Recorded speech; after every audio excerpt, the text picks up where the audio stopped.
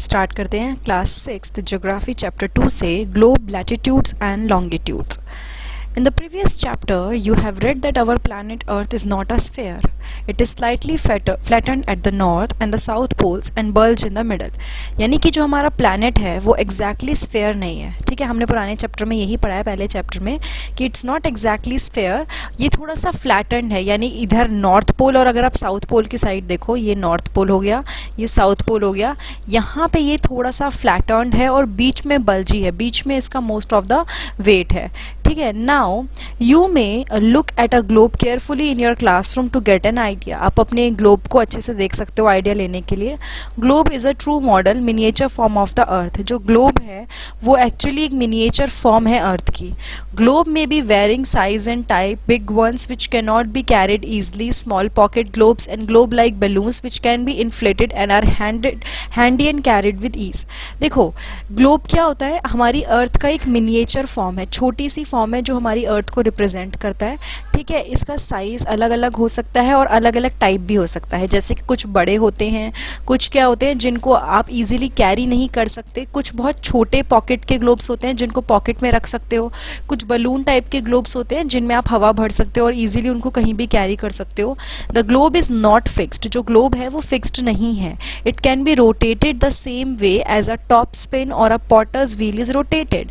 यानी कि जब आप देखते हो ना लट्टू जिसे कहते हैं, जब आप उसको घुमाते हो वैसे ही आप ग्लोब को भी क्या कर सकते हो? रोटेट कर सकते हो.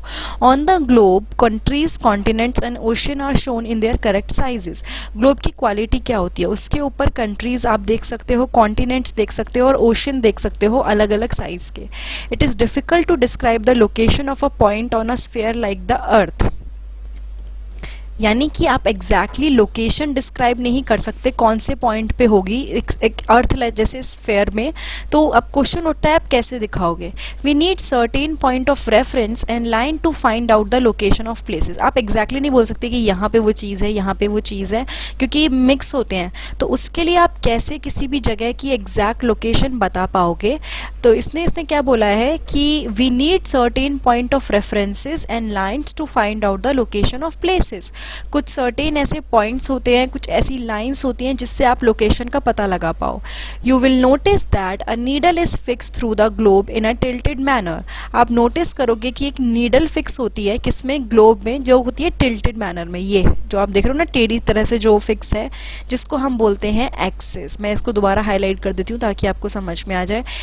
ये आप देख पा रहे हो ना, ये इस पॉइंट को हम एक्सिस बोलते हैं. ठीक है. नीडल लाइक होती है.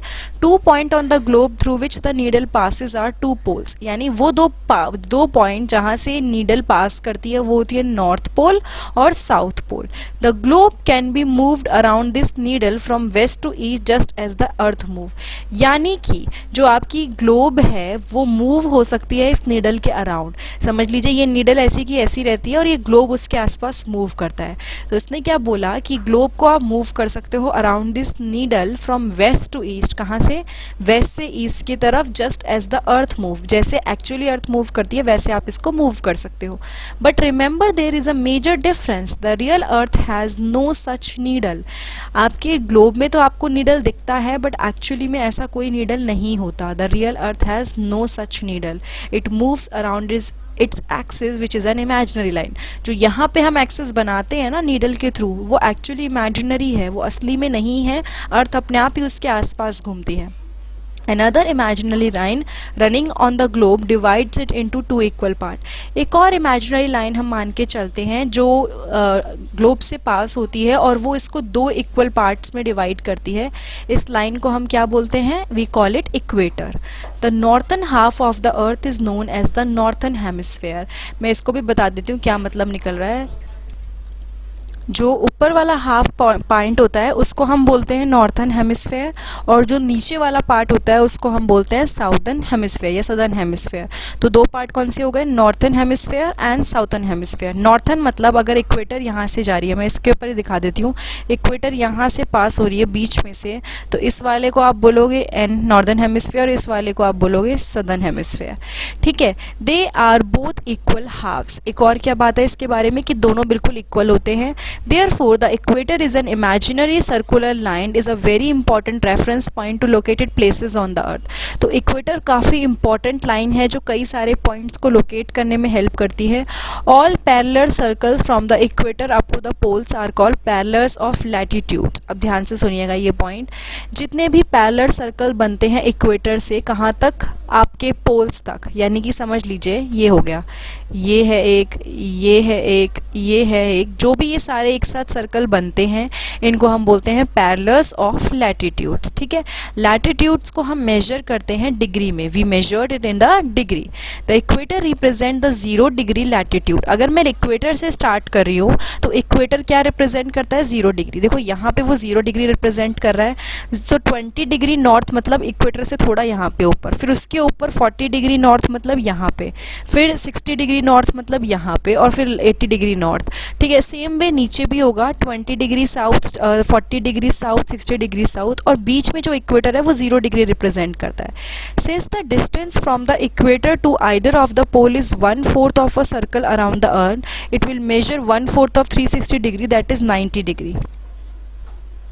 इसने क्या बोला है कि जो डिस्टेंस है इक्वेटर से दोनों पोल की तरफ, किसी भी पोल की तरफ, distance from equator to either of the pole वो 1/4 है टोटल सर्कल का. तो इसलिए हम उसको क्या मेजर करेंगे, 1/4 ऑफ 360 डिग्री, क्योंकि ओवरऑल सर्कल जो भी होता है 360 डिग्री उसको लेके चल रहे हैं. तो यानी कि हर पोल तक कितना डिग्री बैठेगा, 90 डिग्री बैठेगा. Thus 90 degree north latitude marks the north pole, और अगर हम 90 डिग्री जाएं साउथ की तरफ तो वो south pole. As such all parallel north of the equators are call the north latitude. यानी कि ये जितने भी पैरेलल्स हैं, ये जो आप यहाँ पे देख रहे हो, मैं हाईलाइट कर देती हूँ, ये जो पैरेलल्स हैं, ये जो पैरेलल्स हैं, ये किसको रिप्रेजेंट कर रहे हैं, they are representing north latitudes. ठीक है. Similarly all parallels south of the equator, जितने भी पैरेलल इसके साउथ में है वो क्या रिप्रेजेंट करेंगे, south latitude. The value of each latitude is therefore followed by either the word north और साउथ. यानी कि हर लैटिट्यूड की जो वैल्यू है वो कैसे फॉलो होती है, आइदर द वर्ड नॉर्थ की तरफ या साउथ की तरफ. Generally this is indicated by the letter N और एस, और हम इसको रिप्रेजेंट करते हैं एन लेटर से या एस से. For example, both Chandrapur in Maharashtra and Belo Horizonte in Brazil are located on parallels of about 20 degree latitude.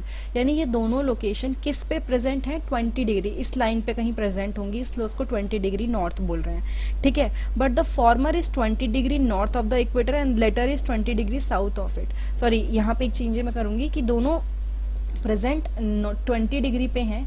यानी कि अगर मैं लेके चलूँ, एक यहाँ पे प्रेजेंट होगा कहीं पे और एक कहीं पे यहाँ पे प्रेजेंट होगा, मतलब इस लाइन में कहीं भी हो सकता है, लेकिन 20 डिग्री सेम है. लेकिन एग्जैक्ट लोकेशन कैसे पता चलेगी, एक की लोकेशन है 20 डिग्री नॉर्थ लैटिट्यूड और दूसरे की है 20 डिग्री साउथ लैटिट्यूड. ठीक है. तो यहाँ पे चंद्रपुर 20 डिग्री नॉर्थ में है, यानी नॉर्थ में कहीं पे ऊपर है, और जो आपका बेलो है वो कहाँ पे है, नीचे की साइड है. That is, we move away from the equator, the size of the parallels of latitude decreases. ये तो नॉर्मल चीज़ है कि जैसे जैसे आप इक्वेटर से दूर निकलोगे, ठीक है, जैसे जैसे आप मूव करोगे, जो पैरेलल ऑफ लैटिट्यूड्स का साइज़ कम होता जाएगा. यहाँ सबसे बड़ा है, फिर यहाँ थोड़ा कम, फिर कम. ठीक है. Now important parallels of latitudes. अब हम देखेंगे कौन कौन से इंपॉर्टेंट पैरेलल्स होते हैं लैटिट्यूड के बिसाइड द इक्वेटर. एक तो इक्वेटर है जो 0 डिग्री पे है. ठीक है. एक और है the north pole and the south pole. There are 4 important parallels of latitude. ठीक है. 0 डिग्री के अलावा जो उसने बोला है कौन कौन से हैं, एक है आपका कौन सा, नॉर्थ पोल, और एक है आपका south pole. There are 4 important parallels of latitude, और भी 4 इंपॉर्टेंट्स हैं. पहला है ट्रॉपिक ऑफ कैंसर. ठीक है. यहाँ पे आपको मार्क करते हुए चलूंगी, मैं दूसरा कलर लूंगी ब्लू ताकि आपको समझ में आए. ट्रॉपिक ऑफ कैंसर की बात हो रही है, ये ट्रॉपिक ऑफ कैंसर है. ठीक है. उसके बाद है ट्रॉपिक ऑफ कैप्रिकॉर्न. उसके बाद हम लोग पढ़ेंगे ट्रॉपिक ऑफ कैप्रिकॉर्न को, जो यहाँ पर है. ठीक है. उसके बाद है आर्कटिक सर्कल. ठीक है. आर्कटिक सर्कल को भी किसी और कलर से हम रिप्रेजेंट कर सकते हैं. आर्कटिक सर्कल आपका ये रहा. उसके बाद है एंटार्क्टिक सर्कल. इसको भी किसी और कलर से रिप्रेजेंट कर देते हैं, एंटार्क्टिक सर्कल. तो यहाँ पे देखिए, तो आपको कलर के अकॉर्डिंग दिख जाएगा. ट्रॉपिक ऑफ कैंसर यानी ये कलर जो यहाँ पर है, ट्रॉपिक ऑफ कैप्रिकॉर्न जो यहाँ पर है, आर्कटिक सर्कल जो कहाँ पर है, इधर की साइड है, और एंटार्क्टिक जो यहाँ पर है. तो ये सारे डिफरेंट एंड इम्पॉर्टेंट पैरेलल्स हैं लैटिट्यूड के. ठीक है. Heat zones of the earth. The midday sun is exactly over at least once a year on all latitudes in between the Tropic of Cancer and the Tropic of Capricorn. This area therefore receives the maximum heat and is called the torrid zone. यानी कि जो mid day सन होता है, देखिए एकदम जो बीच में जो गर्मी में जो सन होता है वो एग्जैक्टली सर के ऊपर होता है एटलीस्ट वंस अ ईयर, साल में एक बार, हर लैटिट्यूड पे। यानी कि ट्रॉपिक ऑफ कैंसर से लेके Tropic of Capricorn, Tropic of Cancer से लेके ट्रॉपिक ऑफ कैप्रिकॉन, इसके बीच का जो ये एरिया आपको दिख रहा है, इस एरिया के बीच में सन एक बार तो क्या होता है, एकदम सर पे होता है। और इसीलिए ये जो आपका एरिया है ना, इट रिसीव मैक्सिमम हीट, इस एरिया में मैक्सिमम हीट मिलती है और इस जोन को हम बोलते हैं टॉरिड जोन। तो इस पूरे पोर्शन को आप देखो यहाँ पर रिप्रेजेंट भी किया है, क्या बोला है, इसको हम क्या बोलेंगे, we will call it torrid zone. ठीक है, उसके बाद है the midday sun never shines overhead on any latitude beyond the Tropic of Cancer and the Tropic of Capricorn. उसने क्या बोला, जो हमारा सन है वो कभी भी शाइन नहीं करेगा ओवरहेड, यानी एकदम सर पे, on any latitudes beyond Tropic of Cancer and Tropic of Capricorn. इसको बहुत ध्यान से समझाती हूँ। यानी कि जो सन है ओवरहेड, जैसे वो रिप्रेजेंट, मतलब यहाँ पे इस पोर्शन में तो वो पूरा रिप्रेजेंट कर सकता है, इस पोर्शन में वो ओवरहेड रहेगा, लेकिन उसके अलावा इस पोर्शन को मैं ग्रीन से मार्क करूँगी ताकि आपको समझ में आए। जो ये वाला पोर्शन है और ये वाला पोर्शन है, यहाँ पे कभी भी सन क्या करेगा, एकदम सर के ऊपर नहीं आएगा। तो इसकी वजह से क्या होता है, जो एंगल होता है सन रेज का वो डिक्रीज होता है। The angle of the sun rays goes on decreasing towards the pole, इसलिए जो सन रेज का एंगल है वो पोल्स तक कम होता जाता है। As such the areas bound by the Tropic of Cancer in the Arctic Circle in the northern hemisphere and the Tropic of Capricorn and Antarctic Circle on the southern hemisphere have moderate temperature. तो basically इस portion में जो मैंने Green Marc किया है, दोनों portion में ये और ये कौन सा हो जाता है, टेम्परेट जोन हो जाता है। यहाँ बहुत ज़्यादा गर्मी नहीं पड़ती। टॉरिड जोन में एकदम ओवरहेड सन होता है इसलिए गर्मी पड़ती है, टेम्परेट जोन में इतनी गर्मी नहीं पड़ती है। ठीक है, इसलिए इसने बताया है इस पोर्शन को भी हम क्या बोलते हैं, temperate zone. Now just a minute, now we will study about frigid zone. Area lies between the Arctic Circle and the North Pole in the northern hemisphere and the Antarctic Circle and the South Pole in the southern hemisphere are very cold. ये area की जो location है वो दे रखी है कि कौन सी है। ठीक है, एक मिनट में इसको भी हाईलाइट कर देती हूँ। इस पोर्शन को हम लोग बोलते हैं फ्रिजिड जोन। किस पोर्शन की बात हो रही है, ये जो आपका पोर्शन मैं मार्क करती हूँ किसी ब्लैक कलर से, तो ये जो पोर्शन है ये बहुत ही ठंडा जोन होता है। ठीक है, ये ब्लैक जो मार्क्ड है पूरा ये वाला पोर्शन जो है ये फ्रिजिड जोन कहलाता है, क्योंकि इसके अंदर हीट बिल्कुल नहीं आती। ठीक है, तो ये क्या है, इस पोर्शन को हम बोलते हैं they are very cold, these portion are very cold because यहाँ पे सन आता ही नहीं है होराइजन से ऊपर, यानी कि यहाँ पे गर्मी मतलब जो होता है ना वो बहुत पहुंचती ही नहीं है। Therefore its rays are always slantings and provide less heat. तो इसकी जो रेज होती हैं वो हमेशा स्लैंटिंग होती हैं, यानी टेढ़ी होती है और वो हीट प्रोवाइड नहीं करती। These are therefore called the frigid zones, और इनको हम फ्रिजिड जोन बोलते हैं। ठीक है, अब देखो एक बोल रखा है torch light falling on a straight surface is bright and covers a smaller area. काफ़ी ज़्यादा ब्राइट है और ज़्यादा एरिया घेर रही है। किसकी बात हो रही है, अगर टॉर्च लाइट डायरेक्ट पड़ रही है तो। यहाँ टेढ़ी पड़ रही है, स्लैंटेड सरफेस पे कर रही है, देखो लेस ब्राइट है, इतनी ज़्यादा जितनी ब्राइट यहाँ पे थी वैसी नहीं है, कवर ज़्यादा कर रही है एरिया लेकिन क्या है, ब्राइट नहीं है। उसके बाद हमने लैटिट्यूड्स तो पढ़ लिया, अब हम लोग पढ़ेंगे लॉन्गिट्यूड्स। लॉन्गिट्यूड्स क्या होते हैं, to fix the position of a place it is necessary to know something more than latitude of the that place. आपने लैटिट्यूड बता दिया 20 डिग्री नॉर्थ लैटिट्यूड या फिर 20 डिग्री साउथ, तो ये तो आपने लैटिट्यूड बता दिया था। अब हम पढ़ेंगे लॉन्गिट्यूड, क्योंकि सिर्फ लैटिट्यूड से आप किसी भी जगह की लोकेशन नहीं बता सकते। You can see for example that Tonga island in the Pacific Ocean and Mauritius island in the Indians are situated on the same latitude, क्योंकि ये दो जगह का नाम दिया है जो सेम लैटिट्यूड पे सिचुएटेड है। लेकिन एग्जैक्ट अगर मैं चाहती हूँ कि मुझे उसकी लोकेशन का पता चले तो हमें ये भी पता होना चाहिए कि वो ईस्ट से और वेस्ट से कितना दूर है।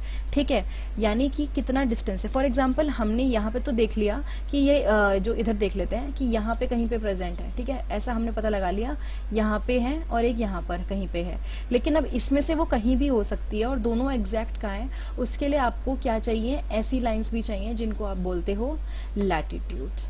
ठीक है। तो अब इसमें हम लैटिट्यूड्स के बारे में पढ़ेंगे। These line of reference are called the meridians of longitude. दोबारा पढ़ लेते हैं।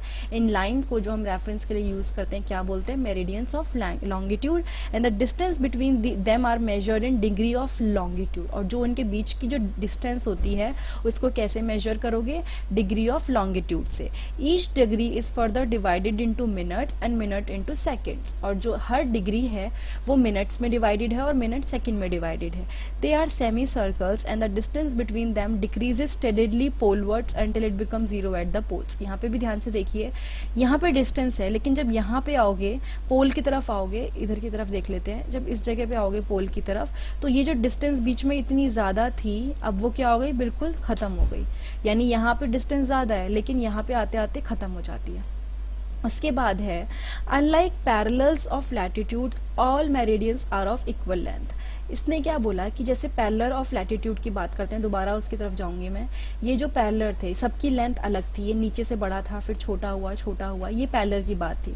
लेकिन लॉन्गिट्यूड सारे के सारे इक्वल लेंथ के होते हैं। They are semi circle and the distance between them decreases steadily poleward until it become zero at the poles.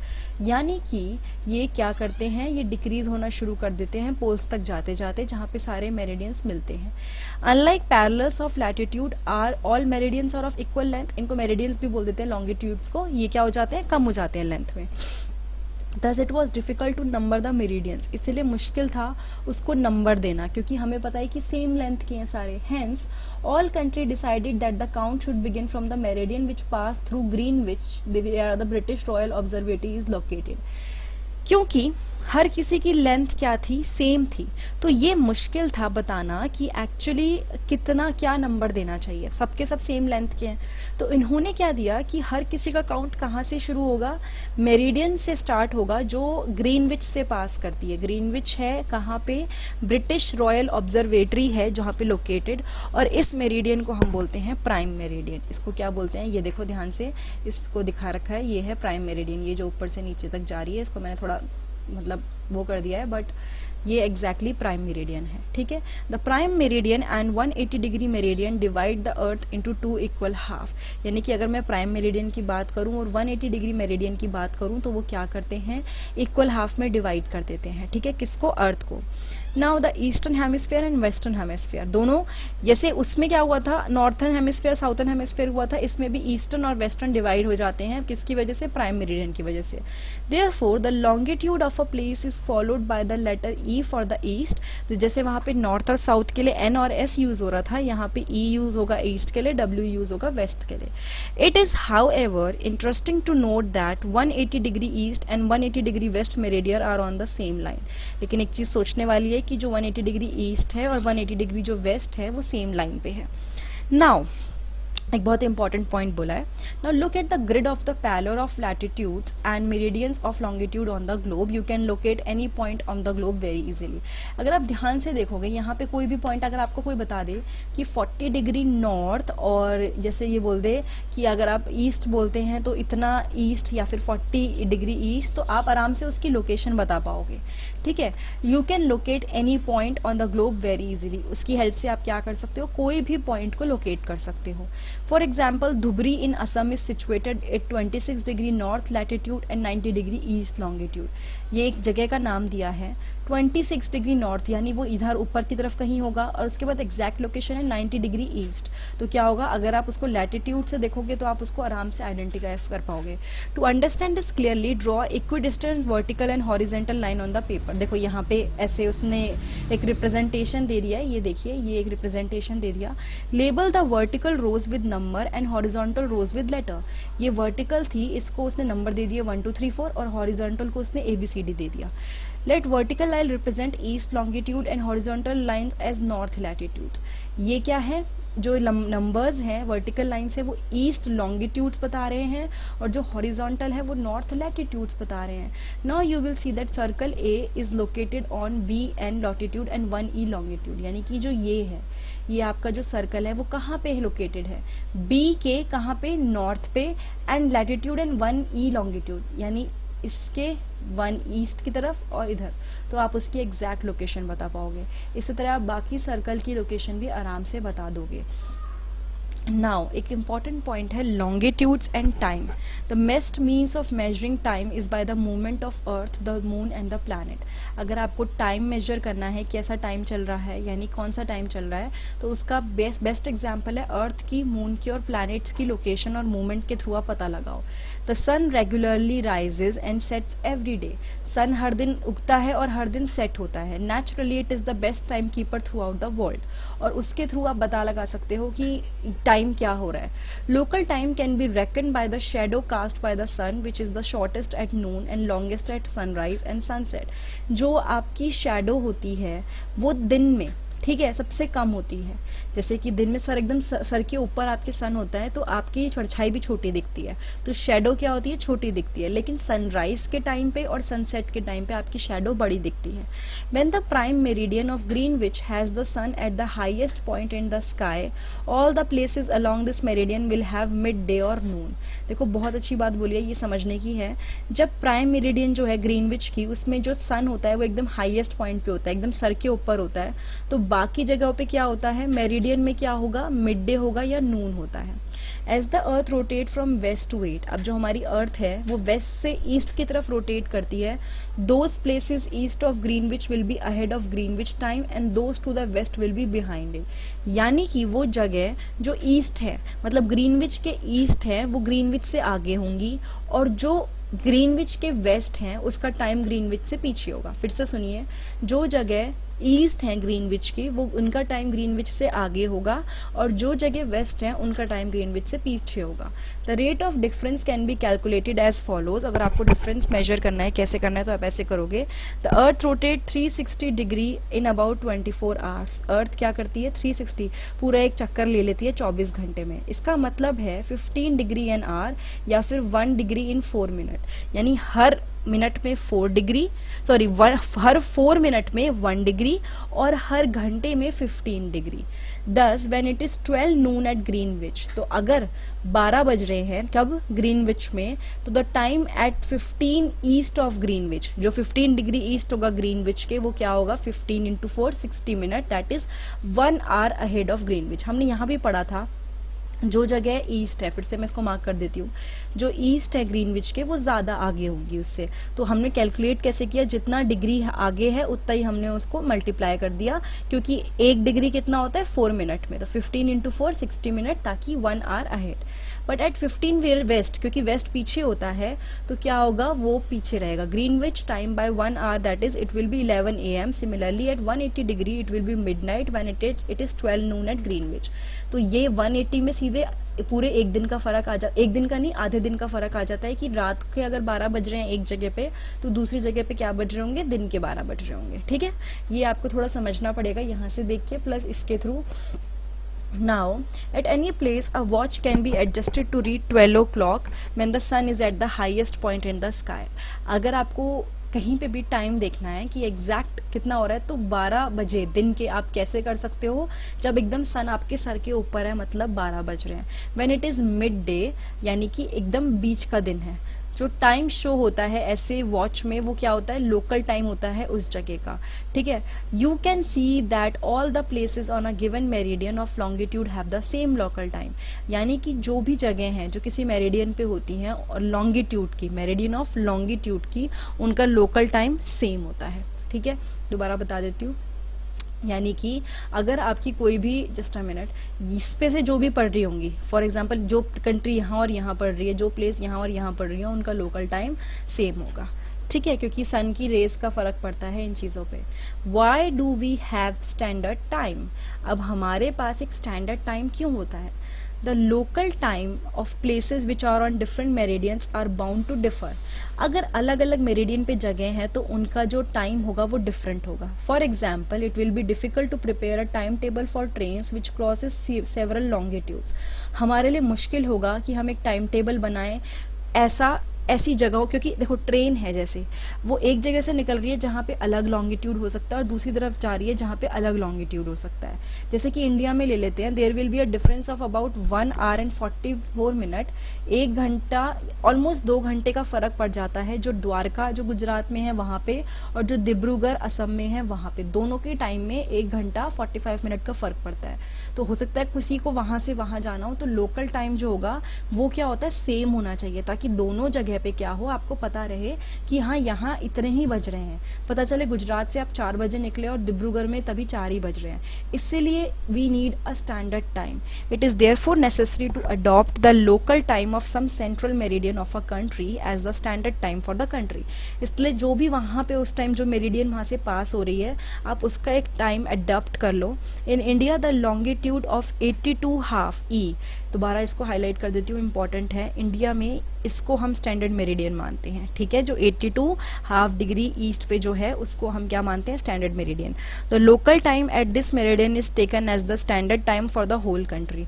और पूरी कंट्री के लिए जो लोकल टाइम है वो यहीं से लिया जाता है। It is known as Indian standard time. 82.5 degree, इसी पे हम टाइम को, पूरे इंडिया इसी पे चलता है। Kabir lives in a small town near Bhopal. Kabir कहाँ रहता है, एक छोटे से गांव में रहता है, भोपाल में, थोड़ी सी छोटी सी जगह है। He tells his friend Alok that they will not be able to sleep tonight. वो कहता है कि मैं आज सो नहीं पाऊंगा। A day and night cricket match between India and England had started at 2 PM in London. वहाँ पे 2 बजे, दिन के 2 बजे लंदन में एक मैच स्टार्ट हो गया। This means that match would begin at 7:30 PM in India. तो मैच इंडिया में कब स्टार्ट होगा, 7:30 बजे, एंड वो फिनिश होगा रात में। Do you know what is the time difference between India and England? India located east of Greenwich. India कहाँ पे लोकेटेड है, ग्रीनविच के ईस्ट में, और 82 डिग्री 30 पे, ये जो अभी हमने पढ़ा ऊपर यहाँ पे, इसको हम मानते हैं, ठीक है। सो वो 5 hours 30 minute अहेड है GMT से, ग्रीनविच जो आपका मेन है। सो यहाँ पे क्या होगा, 7:30 PM होंगे इंडिया में, बल्कि उस टाइम 2 बज रहे होंगे लंदन में। Some countries have a great longitudinal extent and so they have adopted more than one standard time। जैसे कि रशिया जैसी कंट्री है, हम तो फिर भी छोटे एरिया में कवर हो जाते हैं, रशिया बहुत बड़े उसमें फैली हुई है, तो उनको कई सारे मतलब स्टैंडर्ड टाइम फॉलो करने पड़ते हैं, एक से उनका काम नहीं चलेगा। There are as many as 11 standard time, यानी रशिया के अंदर जो स्टैंडर्ड टाइम है कितने हैं, 11 स्टैंडर्ड टाइम है। The earth has been divided into 24 time zones of 1 hour each. Earth को डिवाइड किया गया है 24 टाइम जोन्स में, ठीक है। हर एक जोन कवर करता है 15 डिग्री ऑफ लॉन्गिट्यूड, और एक हर जोन जो भी है वो 15 डिग्री लॉन्गिट्यूड को कवर करता है। तो इस चैप्टर में हम लोगों ने पढ़ा लैटिट्यूड और लॉन्गिट्यूड के बारे में, स्टैंडर्ड टाइम का होना क्यों ज़रूरी है, उसके अलावा मेरिडियन के बारे में पढ़ा, अलग अलग जोन के बारे में पढ़ा। तो ये था चैप्टर 2 क्लास 6 ज्योग्राफी का। अगर ये वीडियो आपको अच्छी लगी है तो प्लीज़ लाइक, कमेंट, सब्सक्राइब और शेयर करना मत भूलिए। आपको अगर इसके चैप्टर यानी कि ज्योग्राफी के और चैप्टर्स देखने हैं या फिर हिस्ट्री के या साइंस के और चैप्टर देखने हैं 6th क्लास के, तो नीचे आप डिस्क्रिप्शन बॉक्स में आपको लिंक मिल जाएंगे सबके, वरना मेरे चैनल पर आप प्लेलिस्ट में जाइए, वहाँ पर क्लास एंड सब्जेक्ट के अकॉर्डिंग अलग अलग प्लेलिस्ट आपको मिलेंगी और वहाँ पर सारे चैप्टर्स आपको मिल जाएंगे। Thank you so much.